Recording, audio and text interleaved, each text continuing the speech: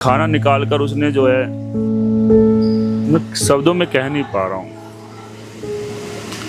सबसे पहले खाना निकाल कर उसने मुझे दिया, क्योंकि बेटा ये हमारा का तरफ से आप खा लो।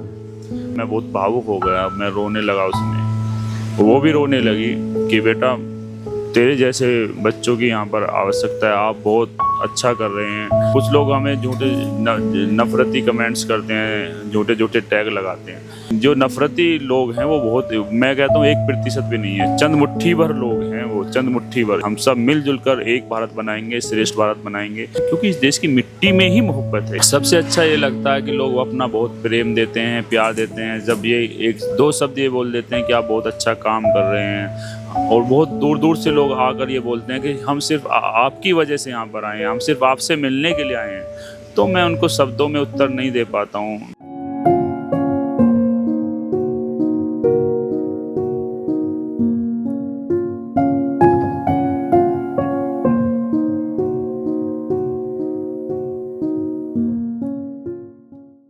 इस वक्त मैं मौजूद हूं दिल्ली के जंतर मंतर पर, जहां पिछले 17 दिनों से लगातार यहां पे धर्मेंद्र प्रधान के खिलाफ धरना प्रदर्शन किया जा रहा है।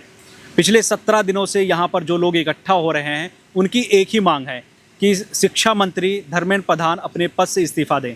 लेकिन इन सभी के बीच में एक चेहरा जो पूरे सोशल मीडिया पर छाया हुआ है, वो जुनैद पिछले 17 दिनों से सुबह से लेकर रात तक यहाँ पर लोगों की मदद करते रहते हैं। कभी पानी वितरित करते रहते हैं, कभी खाना बांटते रहते हैं, जो एक इंसानियत की बहुत बड़ी मिसाल कायम कर चुके हैं। तो हमारे साथ इस वक्त जुनैद मौजूद हैं, जिनसे हम बातचीत करेंगे और जानेंगे कि ये जो प्रोटेस्ट पूरा चल रहा है, आखिर ये जो सारी चीज़ें ये कर रहे हैं क्यों कर रहे हैं, और इसे करने से इन्हें क्या मिलता है, और कौन सी ऐसी चीज़ है जो इन्हें मोटिवेट करती है जंतर मंतर पर लोगों को खाना वितरित करने में और पानी वितरित करने में। तो चलिए सीधा इन्हीं से जुड़ते हैं। जुनैद जी, सबसे पहले बहुत बहुत शुक्रिया कि इतने आप देखें कि सुबह से लेकर शाम तक आप इतनी भीड़ रहती है आपके पास, और अभी आपको थोड़ा सा आराम करने का मौका मिला है, तो बहुत बहुत शुक्रिया कि आपने टाइम दिया हमें। बिल्कुल, आपका भी बहुत बहुत धन्यवाद। अभी मैं इधर आया हूँ, लेकिन काउंटर अभी भी हमारा चालू है। अच्छा, लोग अभी भी आप देख सकते हो खाना पानी ले रहे हैं वहाँ से। जुनैद, पहला क्वेश्चन मेरा आपसे ये है कि ये जो कॉकरोच जनता पार्टी का प्रोटेस्ट चल रहा है, आज 17 दिन हो गए। 17 दिन से आप कंटिन्यू यहाँ पर लोगों को पानी दे रहे हैं, खाना खिला रहे हैं। तो ऐसी कौन सी चीज़ है जो आपको मोटिवेट कर रही है और आपके अंदर इतनी ज़्यादा डेडिकेशन डाल दी है कि जिसकी वजह से आप लोगों की हर रोज़ उसी जुनून के साथ आप लोगों को खाना खिला रहे हैं, पानी पिला रहे हैं? सबसे ज़्यादा जो ऊर्जा दे रही है मुझे, एक चीज़ दे रही है कि यहाँ पर जो लोग एकत्रित हुए हैं और बहुत लंबे समय के पश्चात जो है लोग किसी अच्छे उद्देश्य के लिए जमा हुए हैं। यहाँ पर ना ही तो हम किसी धार्मिक उद्देश्य की पूर्ति के लिए आए हैं, ना ही कोई राजनीतिक उद्देश्य की पूर्ति के लिए आए हैं, ना ही कोई व्यक्तिगत स्वार्थ है, ना ही कोई धार्मिक स्वार्थ है। सिर्फ और सिर्फ एक ही लक्ष्य लेकर आए हैं कि पूरे देश भर के अंदर जो अन्याय हो रहा है छात्र छात्राओं के साथ, उसमें चाहे लाखों लाख नीट के अभ्यर्थियों के साथ जो अन्याय हुआ है, और प्रतियोगी छात्र एवं छात्राओं के साथ जो अन्याय हुआ है और जो हो रहा है, वो कहने का विषय नहीं है।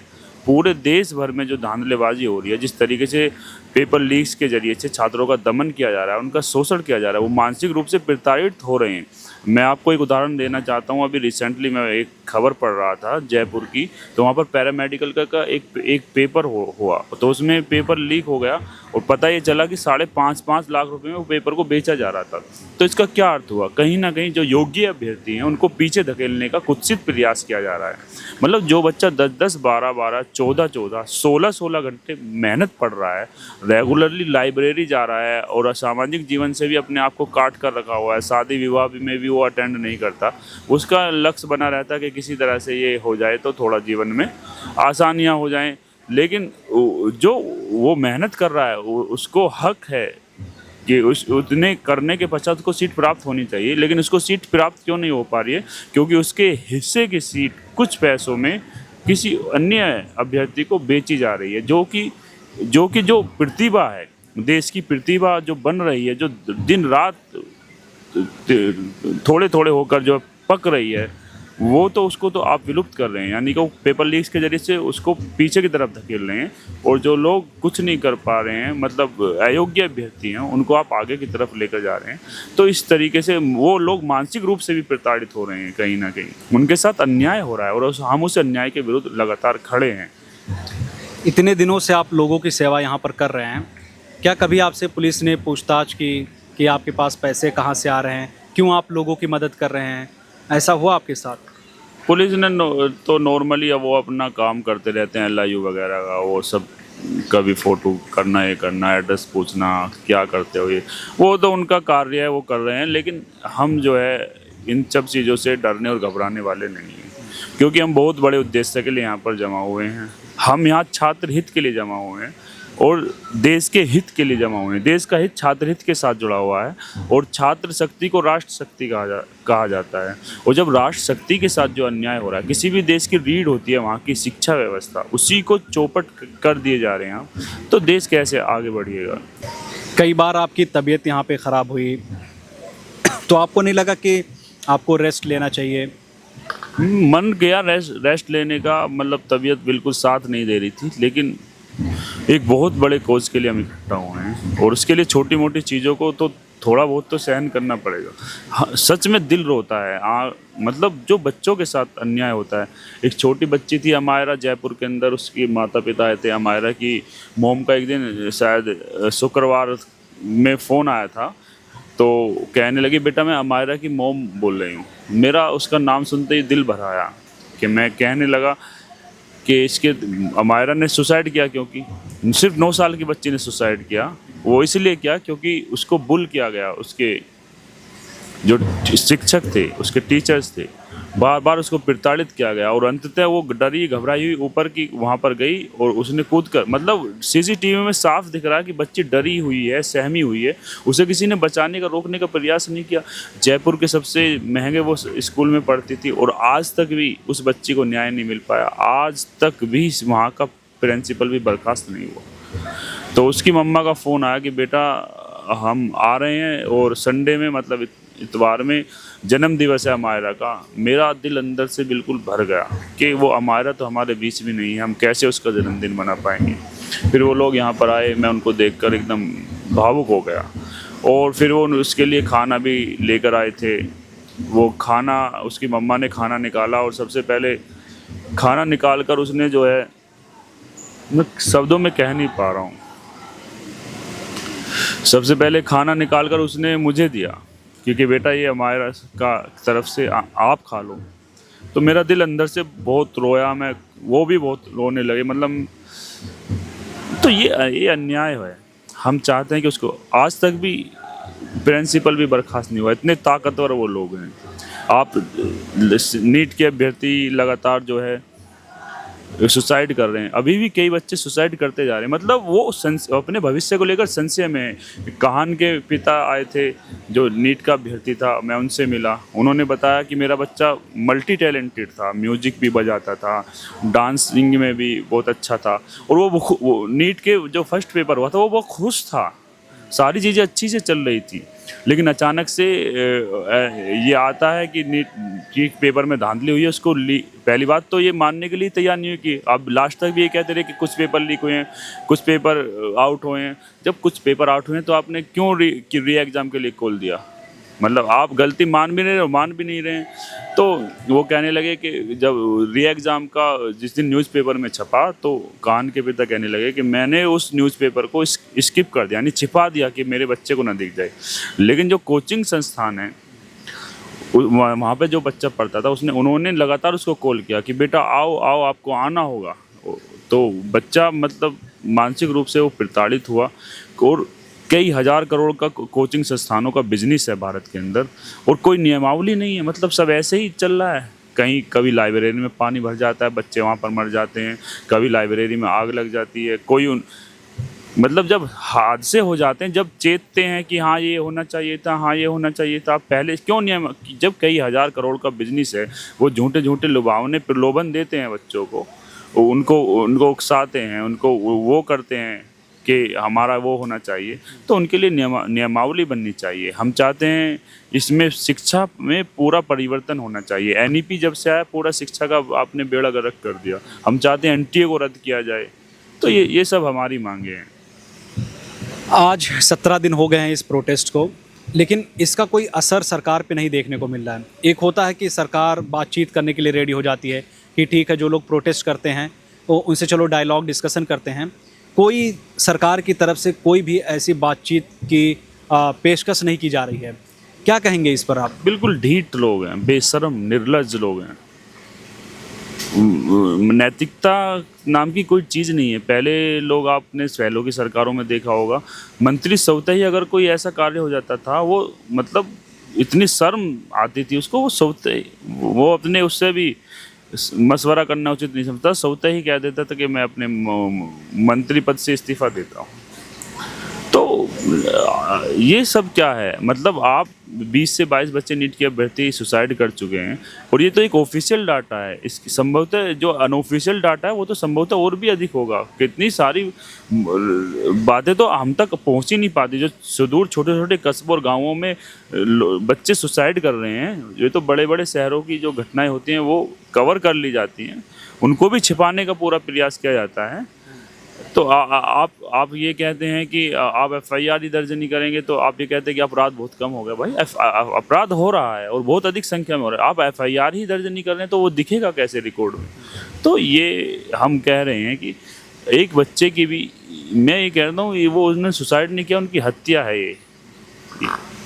आप जो ये काम यहाँ पर कर रहे हैं, आपके घर वाले इसके बारे में क्या कहते हैं? जब आपकी वीडियोस देखते हैं कि लोगों की सेवा कर रहे हैं और इसकी तबीयत ख़राब हो गई है, तो उन्हें आपको लेकर कितनी फ़िक्र होती है? वो अच्छा लगता है उन्हें, लेकिन बहुत चिंतित भी होते हैं कि कहीं कुछ ऐसी घटना ना हो जाए कि कोई डरते हैं। जो पिछली कुछ घटनाएं हुई हैं उसके आधार पर जो मौसम माहौल बना दिया गया है। लेकिन हम फिर भी कहते हैं कि हम डरने के लिए यहाँ पर नहीं हैं, हम बहुत बड़े उद्देश्य के लिए हैं। हम सिर्फ और सिर्फ चाहते हैं कि छात्रों को न्याय मिलना चाहिए, क्योंकि शिक्षा में परिवर्तन होना बहुत ज़रूरी है। किस तरह की घटनाओं से वो डरते हैं? कुछ लोग उनको मतलब ऐसा बोलते हैं कि कहीं ये कुछ गलत या वैसी कोई घटना ना हो जाए, तो थोड़ा डर का भी है। लेकिन सब अच्छा चल रहा है, बहुत अच्छा उनका प्यार मिल रहा है। लाखों लोगों की दुआएं और प्रार्थनाएं मेरे साथ हैं। और बहुसंख्य जो नफरती लोग हैं वो बहुत, मैं कहता हूँ 1% भी नहीं है, चंद मुट्ठी भर लोग हैं, वो चंद मुट्ठी भर। इस देश का बहुसंख्यक समाज आज भी एक दूसरे के कंधे से कंधा मिलाकर चलना चाहता है। आज भी हिंदू और मुस्लिम एक साथ चलना चाहते हैं, सिख और ईसाई एक साथ चलना चाहते हैं। सारा जग हमारा है, सारा भारत हमारा है। हम सब मिलजुल कर एक भारत बनाएंगे, श्रेष्ठ भारत बनाएंगे। लेकिन उसके लिए हमें सबसे पहले शिक्षा व्यवस्था में परिवर्तन लाना होगा। हम धर्मेंद्र प्रधान का इस्तीफा तो मांग ही रहे हैं, लेकिन पूरी शिक्षा जो शिक्षण व्यवस्था है, जो शैक्षणिक व्यवस्था है, उसमें भी परिवर्तन चाहते हैं। हम चाहते हैं एनटीए को रद्द किया जाए। एनईपी को क्यों लेकर आए आप? पूरे शिक्षा व्यवस्था का आपने बेड़ा गर्क कर दिया। तो हम उन सब चीज़ों में परिवर्तन चाहते हैं। आपसे जब हम बातचीत कर रहे हैं तो हमें लग रहा है कि आपको बहुत जानकारी है, बहुत सारे मुद्दों पर बहुत खुलकर बोलते हैं। लेकिन एक दाढ़ी टोपी वाले को जब लोग देखते हैं अमूमन, तो उन्हें लगता है ये पढ़ा लिखा नहीं है, इसने मदरसे से पढ़ाई की है, इसको उतनी नॉलेज नहीं होगी। लेकिन आपको बखूबी हर चीज़ के बारे में नॉलेज है, हर चीज़ आप समझते हैं। तो एक जो परसेप्शन बना दिया गया है दाढ़ी टोपी वालों को लेकर, उस पर आप क्या कहेंगे? यही कहना चाहता हूँ कि किसी को वेशभूषा के आधार पर या किसी की धार्मिक पहचान के आधार पर नहीं आंकना चाहिए। उसको उसके शिक्षा के आधार पर, उसके कार्यों के आधार पर आंकना चाहिए। और मैं समझता हूँ कि धर्म का आप सवाल ही क्यों लाते हैं, वो तो अब मेरा या आपका व्यक्तिगत विषय है। हमारे अंदर असहमति हो सकती है, आपकी धार्मिक मान्यताएं अलग हो सकती है, मेरी धार्मिक मान्यताएं अलग हो सकती हैं, आपके विचारधारा कुछ अलग हो सकती है, मेरी अलग हो सकती है। भारत जो है भिन्न भिन्न विचारधाराओं का देश है, भिन्न भिन्न विभिन्नताओं का देश है। यहाँ थोड़ी थोड़ी दूर पर भाषाएं बदल जाती हैं, थोड़ी थोड़ी दूर पर बोली बदल जाती है, थोड़ी थोड़ी दूर पर संस्कृति बदल जाती है, वेशभूषा बदल जाती है, यहाँ तक कि धार्मिक त्यौहार बदल जाते हैं। दक्षिण भारत के अंदर जो त्यौहार मनाए जाते हैं वो उत्तर भारत के अंदर नहीं मनाए जाते। बहुत सारे त्यौहार जो उत्तर भारत के अंदर मनाए जाते हैं वो दक्षिण भारत के अंदर नहीं मनाए जाते, पूर्वी भारत के अंदर नहीं मनाए जाते। तो ये विभिन्नताओं में एकता का नाम ही भारत है। अब तक का सबसे इमोशनल लम्हा आपके लिए जंतर मंतर कौन सा रहा है? सबसे इमोशनल लम्हा मुझे एक मेरी माताजी आई थी जो सहारनपुर से चलकर आई थी कि बेटा जुनैद, मेरे पैरों में दर्द है। वो वीडियो भी काफ़ी वायरल है, मैं बहुत भावुक हो गया, मैं रोने लगा उसमें। वो भी रोने लगी कि बेटा तेरे जैसे बच्चों की यहाँ पर आवश्यकता है, आप बहुत अच्छा कर रहे हैं। लोगों ने बहुत गलत ये फैला रखा है, लेकिन मैं फिर से कह रहा हूँ, बहुसंख्यक समाज आज भी एक दूसरे के साथ मिलजुल कर चल रहा है। मैं बहुत भावुक हो गया और पूरे इंटरनेट पर वीडियो वो वायरल भी है। लेकिन मैं ये इसीलिए हो पा रहा है क्योंकि कहीं ना कहीं हम एक दूसरे के साथ जुड़ पा रहे हैं और हम बहुत बड़े उद्देश्य के लिए यहाँ पर आए हैं। यहाँ पर जो छात्र छात्रा आए हैं उनमें हमारे में हजारों हजार असमानताएं हो सकती हैं, हजारों हजार विभिन्नताएं हो सकती हैं, लेकिन हम उन सब को एकजुट होकर इसीलिए आ पा रहे हैं। ना यहाँ कोई धर्म का विषय है, ना कोई जाति का विषय है, ना राजनीति का विषय है, ना कोई हमारा व्यक्तिगत स्वार्थ है। हम सिर्फ इसीलिए जुड़ पा रहे हैं कि हम एक भारत के लिए संघर्ष करना चाहते हैं, देश के भविष्य के लिए संघर्ष करना चाहते हैं और देश का भविष्य छात्र के भविष्य के साथ जुड़ा हुआ है और जो आने वाली पीढ़ी है उसका भविष्य अंधकार में जा रहा है पेपर लीक्स के जरिए से। क्या कुछ लोग आपसे ये भी कहते हैं कि अरे जुनैद ये सब क्या कर रहे हो, ये सब फालतू चीज़ों में क्यों पड़े हुए हो, घर पे आओ, अपना काम जो करते थे वो करो? तो इस तरह की भी बातें क्या लोग आपसे कहते हैं? बहुत सारे लोग बोलते हैं, लेकिन हम ये समझते हैं कि कुछ ना कुछ लोगों को तो कुर्बानी देनी पड़ती है। अगर सभी लोग ये सोचेंगे कि हमें अपना काम करना है, हमें अब मैं सोनम वांगचुक जी का आपको उदाहरण देना चाहता हूँ। उनको क्या पड़ी है यहाँ पर आने की? मतलब इतने ठंडे इलाके से वो आते हैं और यहाँ पर गर्मी का इतना अधिक तापमान है। 58-59 वर्ष की उनकी आयु हो चुकी है। क्या उनको वो प्रसिद्धि चाहते हैं? तो पूरा विश्व उनको जानता है, पूरा भारत उनको जानता है और जो उन्होंने योगदान दिया पूरे भारत के लिए वो कहने के लिए नहीं है, वो सब कुछ दिख रहा है जो उनका योगदान है। लेकिन उसके पश्चात भी जो है सरकार ने उन पे यूएपीए लगाया, लेकिन कुछ साबित नहीं कर पाए। मतलब इन जैसे लोगों पर भी आप मतलब झूठे मुकदमे पंजीकृत कर रहे हैं जिन्होंने देश के लिए इतना काम किया है। आप मीडिया को बाइट देते देते कितना थक गए हैं? नहीं, मैं थकने का विषय नहीं है। मैं तो देखो ना, तो हम किसी प्रसिद्धि के लिए यहाँ पर आए हैं और हम ये सब चीज़ें करना नहीं चाहते हैं। लेकिन अब जैसे वहाँ हम तो अधिकतर समय काम में ही लगे रहते हैं। जब अगर समय होता है तो बोल देते हैं भैया 2-4 मिनट बात कर लीजिए अगर, लेकिन हमारा ये सब लक्ष्य नहीं है। हम ये सब चीज़ें चाहते नहीं हैं। हम कोई फेम नहीं चाहते, कोई प्रसिद्धि नहीं चाहते।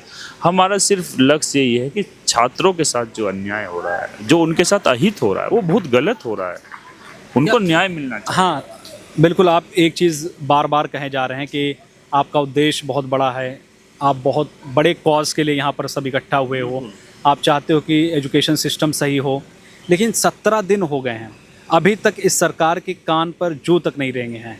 क्या कहेंगे आप? वो तो सब उनको पता चल रहा है। वो हाई कमांड्स की रोज़ मीटिंग हो रही है और वो जो है चिंतित हैं कि ये सब हो क्या रहा है, युवा एकत्रित क्यों हो रहे हैं, अब हमें क्या करना चाहिए। और कहीं ना कहीं हमारा जो आंदोलन है निरंतर अपने सार्थक रूप से अपने प्रयासों में सफल हो रहा है। हम लगातार सफल होते चले जा रहे हैं। सोनम वांगचुक जी 8-9 दिन लगातार भूख हड़ताल हो गए, 20 से 22 बच्चे इधर भी भूख हड़ताल पर बैठे हैं। किसी भी आंदोलन का अंतिम पड़ाव होता है भूख, और मतलब इतने बड़े लोग यहाँ पर आंदोलन भूख के अनशन पर बैठे हैं, भूख हड़ताल पर बैठे हैं, और आपको इतनी भी शर्म नहीं है कि उनसे कोई प्रतिनिधि आकर मिल ले, उनकी कोई सवाल जवाब कर ले, कोई प्रतिनिधिमंडल भेज दे कि आपकी क्या मांग है, आप क्या चाहते हो, आप इतना संघर्ष क्यों कर रहे हो, आप क्यों भूख हड़ताल कर रहे हो।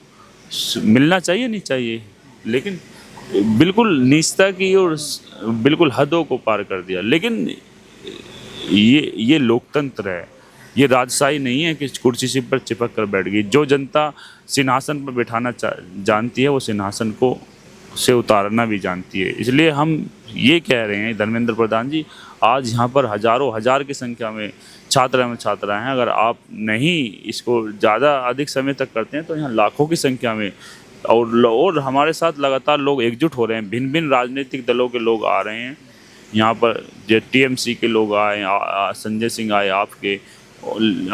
हम चाहते हैं, हम तो ये चाहते हैं कि सभी लोग कुछ समय के लिए राजनीतिक चोला को एक तरफ रख दीजिए। ये बहुत बड़ा मतलब बहुत ऐतिहासिक समय है। सच हम बता रहे हैं, ये बहुत ऐतिहासिक समय है। और जो लोग अभी तक इस मोमेंट से जुड़ नहीं पाए, मैं आपके चैनल के माध्यम से उनको कहता हूं कि हमारी आवाज़ से आवाज़ मिलाइए और हमारी आवाज़ से आवाज़ मिलाइए और देश की आवाज़ बनिए। और देश की आवाज़ यही है कि छात्र हित के साथ जुड़िए, और छात्र का हित होगा जब ही देश का हित होगा, क्योंकि सब किसी भी देश, हमारे देश की सब बहुसंख्यक आबादी युवा है, और युवाओं के साथ युवा ही छात्र हैं, और उनके साथ अन्याय हो रहा है। जब उनके साथ अन्याय हो रहा है, फिर देश को कैसे आगे बढ़े? कब तक देश को हिंदू मुस्लिम के झूठे झूठे प्रोपेगेंडे में फंसाइएगा? कब तक जात पात के नाम पर लड़ाइएगा? अब छात्र जाग रहा है और अपने हकों के लिए आवाज़ उठा रहा है, और धर्मेंद्र प्रधान को इस्तीफा देना होगा। देश में आए दिन कहीं ना कहीं मुसलमानों के साथ भेदभाव होता है।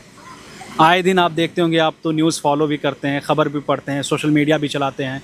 कहीं कभी दिल्ली के किसी जगह पर मॉब लिंचिंग हो गई, कभी यूपी में हो गया, कभी एमपी में हो गया, उत्तराखंड में हो गया। ऐसा कोई दिन नहीं जाता है जब आपको मॉब लिंचिंग की खबरें ना पढ़ने को मिलती हों। तो ये जो सारी चीज़ें हो रही हैं, आप इस पर क्या कहेंगे? मैं इस पर यही कहना चाहता हूँ कि जो भी हो रहा है, जो चीज़ें गलत हैं वो गलत हैं, इसमें कोई कहने का। जो अगर कोई संविधान के नियमों का उल्लंघन कर रहा है, कानून के नियमों को तोड़ रहा है, उनके विपरीत जा रहा है, तो उसको जो कानून के हिसाब से सज़ा मिलनी चाहिए। लेकिन हम फिर से ये कह रहे हैं, ये सब चीज़ें तभी समाप्त हो पाएंगी जब देश के लोग शिक्षित हो पाएंगे। और सबसे अच्छा क्या लगता है जंतर मंतर पे? आपको क्या ऐसा मतलब जो सबसे ज़्यादा अच्छा लगता है जब आप यहाँ पर खाना वितरित करते हैं लोगों में, तो आपको कौन सा मोमेंट सबसे अच्छा लगता है? सबसे अच्छा ये लगता है कि लोग अपना बहुत प्रेम देते हैं, प्यार देते हैं। जब ये एक दो शब्द ये बोल देते हैं कि आप बहुत अच्छा काम कर रहे हैं, और बहुत दूर दूर से लोग आकर ये बोलते हैं कि हम सिर्फ आपकी वजह से यहाँ पर आए हैं, हम सिर्फ आपसे मिलने के लिए आए हैं, तो मैं उनको शब्दों में उत्तर नहीं दे पाता हूँ। मैं अंदर अंदर बहुत भावुक हो जाता हूँ, कि भावुक होता रहता हूँ मैं। मतलब लोगों का इतना प्यार मिलता है कि अभी एक हमारे भाई आए थे, कह रहे कि हम बिहार से आपके लिए सिर्फ आए हैं यहाँ पर। बहुत सारे लोग आए हैं, अभी कोलकाता से है कि हम सिर्फ आपकी वजह से आए हैं। अपने माता पिता से कॉल करवाते हैं कि अब आपके साथ एक सेल्फी ज़रूर लाइए ताकि हम उसको अपने देखें रखें। तो मतलब ये चीज़ें, इतना प्रेम उमड़ रहा है लोगों का, और कहीं ना कहीं ये वो इसलिए उमड़ रहा है क्योंकि हम अपने प्रयासों में सार्थक रूप से कार्य कर पा रहे हैं, और बिल्कुल निष्पक्षता के साथ, बिल्कुल निस्वार्थ भावना के साथ हम कार्य कर पा रहे हैं। और ये सब ऊर्जा हमें इसीलिए मिल पा रही है क्योंकि हम चाहते हैं कि देश का जो भविष्य है वो सुरक्षित रहे, और वो भविष्य जब भी सुरक्षित रहेगा जब छात्रों का हित सुरक्षित रहेगा, उनके साथ अन्याय ना हो, उनके साथ अहित ना हो। लास्ट सवाल मेरा यही आपसे कि कब तक आप यहाँ पर ऐसे ही लोगों की सेवा करते रहेंगे? जब तक हमें न्याय नहीं मिल जाता, जब तक धर्मेंद्र प्रधान जी इस्तीफा नहीं देते, शिक्षा में परिवर्तन नहीं आ जाता। आप देख रहे हैं बिल्कुल शांतिप्रिय तरीके से हम ये सब कर रहे हैं। अभी तक कोई ऊपर वाले की कृपा से कोई अप्रिय घटना नहीं हुई है। सब कुछ अच्छा चल रहा है, सब कुछ बिल्कुल अच्छा चल रहा है, और हम गांधीवादी सिद्धांतों को मानने वाले लोग हैं, अहिंसात्मक रूप से। और बाबा साहब डॉक्टर भीमराव अंबेडकर के दिए गए संविधान में हम विश्वास रखते हैं, जो भारत का संविधान है उसके अंतर्गत ही हम कार्य कर रहे हैं, और उसी के अंतर्गत हम अपनी जायज़ मांगों को लेकर यहाँ पर आए। कोई हमारी गैर ज़रूरी या नाजायज़ मांगे नहीं हैं, हम अपनी ज़रूरी मांगों को लेकर आए हैं। और लोकतंत्र में ये चीज़ें हैं, अगर चीज़ों पर असहमति है और हमें लग रहा है कि गलत हो रहा है, तो हमारा अधिकार है कि हम उसके विरुद्ध आवाज़ उठाएं। ये हम करते रहेंगे जब तक न्याय नहीं मिल जाता। हमारा संघर्ष जारी रहेगा, हम निरंतर आंदोलनरत रहेंगे, संघर्षरत रहेंगे। और बहुत बहुत धन्यवाद आपका भी। जब हम लोग यहाँ पर आए इनसे बातचीत करने के लिए कि जुनैद भाई आपसे बातचीत करनी है, आपसे कुछ सवाल हैं, हम आपसे बातचीत करना चाहते हैं, तो उन्होंने कहा कि ठीक है, इंटरव्यू आप बाद में ले लीजिएगा, लेकिन सबसे पहले आप खाना खा लीजिए। तो ये जो पहचान, जो यहाँ से ये मिसाल पेश कर रहे हैं, ऐसे लोगों की समाज में बहुत ज़्यादा ज़रूरत है कि हम सब एक होकर आएँ, और जो बड़ा कॉज है, जिस तरीके से देश में पेपर लीक का मामला सामने आ रहा है, उसमें सभी को एक होने की ज़रूरत है ताकि जो शिक्षा व्यवस्था है उसको सही किया जा सके। मैं ताबिश खान, फौज मीडिया से कैमरा पर्सन अशरफ के साथ।